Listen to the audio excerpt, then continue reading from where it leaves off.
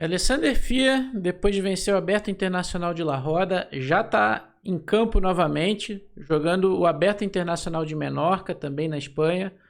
Aí a gente já vê a listagem, né, desse torneio fortíssimo, que começou ontem, nessa terça-feira. Então a gente vai dar uma olhada aqui em mais detalhes no que está acontecendo no torneio. Mas antes da gente começar, já deixa o seu like, se inscreva no canal se você ainda não se inscreveu, isso é muito importante para a gente crescer, né? Bom, a gente vê aí o Gukesh, né, o indiano é o número 1, o super falado Hans Niemann, número 2, né? Van Foreest da Holanda, outro jogador fortíssimo aí, já teve mais de 2.700, é o 3, Fedosiev. E assim por diante, a gente vê o FIA sendo o número 12, né? Num torneio que tem 200 participantes, diversos grandes mestres, mestres internacionais. E mais um torneio duríssimo aí. E o FIA, bom, o torneio já está na terceira rodada, né? Ele venceu a primeira contra um espanhol 232, venceu com as pretas. A segunda rodada aqui, a gente vai ver aqui, dar uma analisada nesse vídeo, ele venceu o mestre FIDE sueco de 2.398, ele, o Edwin Trost. Ele, na terceira, como a gente vê aqui no emparceramento, ele pega um indiano, né? Xian Mikil. Ele FIA jogando com as pretas ali. E essa partida a rodada está acontecendo, mas o FIA empatou. Então ele já está com 2,5 em 3. Resultado agora em primeira mão, né? Começou bem aí o torneio. A gente vê ali no emparceramento da terceira, já que o Gukesh largou meio ponto. Outros jogadores ali, como o Shigaev, largaram meio ponto. Torneio realmente duríssimo.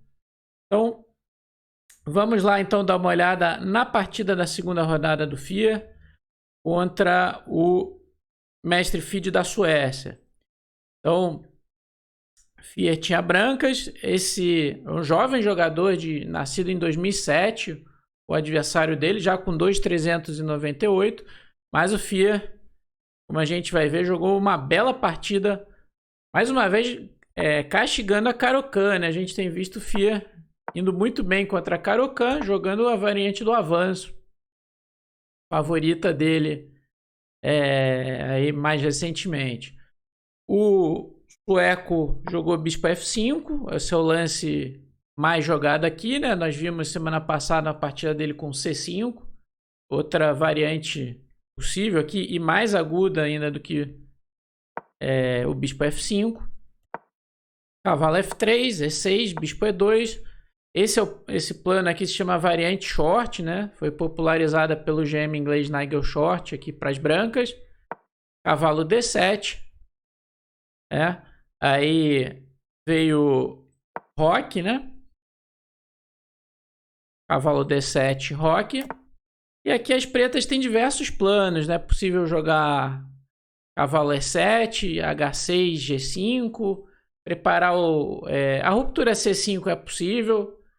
E as pretas começaram um avanço ali na ala da dama com A5, que é uma possibilidade, ele ganhando um espaço e deixando para resolver a ala do rei mais adiante. É uma posição muito complexa, né? Com diversos planos para os dois lados. O FIA jogou C3 aqui, reforça o peão de D4, também deixa para desenvolver a ala da dama mais tarde. A4, seguindo o seu plano, jogou aqui o sueco. O FIA jogou cavalo BD2, cavalo E7. Esse lance é um erro aqui por causa da resposta do FIA.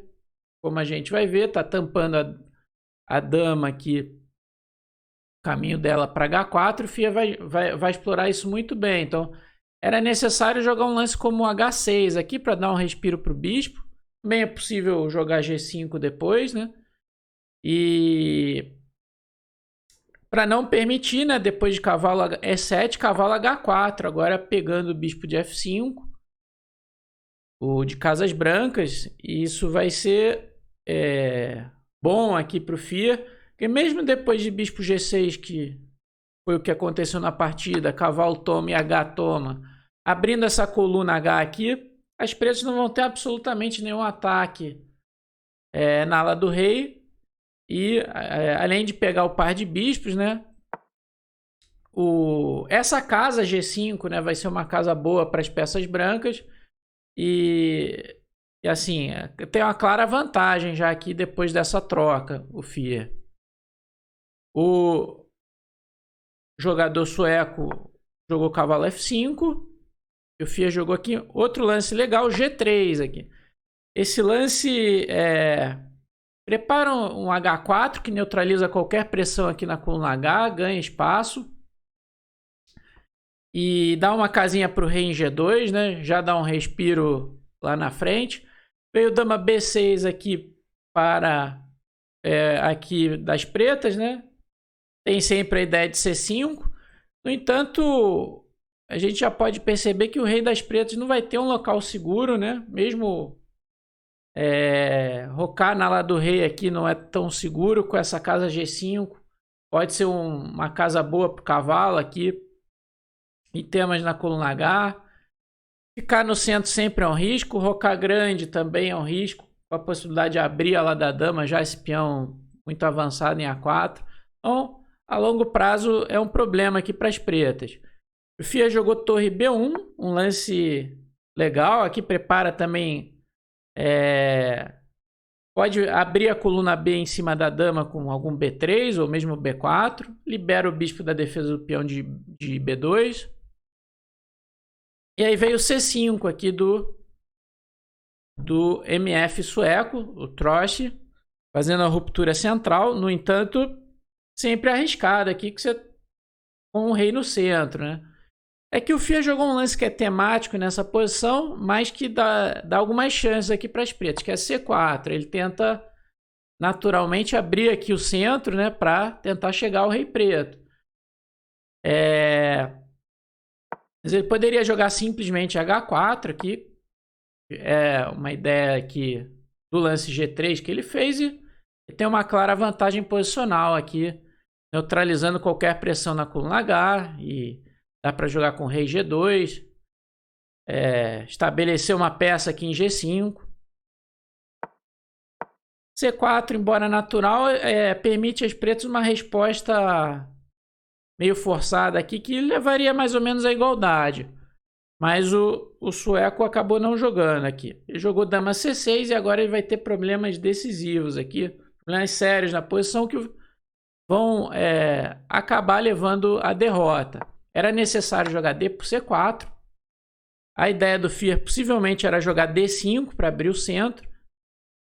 E tentar chegar aqui ao rei das pretas, né? Mas cavalo D4 aqui é uma boa resposta, neutralizando aqui, fechando a coluna D. E, por exemplo, cavalo toma, C por D4, bispo por C4. E esse peão aparentemente perigoso aqui, cavalo toma E5, que abre a coluna E, é possível de ser capturado aqui atacando o bispo de C4. Se, por exemplo, o bispo E2, E por D5, torre E1, bispo E7. E as pretas mais ou menos conseguem neutralizar aqui o ataque das brancas. A posição tem aqui 2 peões a mais para as pretas, mas tem compensação para as brancas, mas não mais do que suficiente para a igualdade. Aqui esse bispo F1, cavalo C6, seguido de roque aqui. O sueco jogou dama C6 e aí o FIA foi implacável. C por D5, dama por D5. E agora ele abre a posição com D por C5.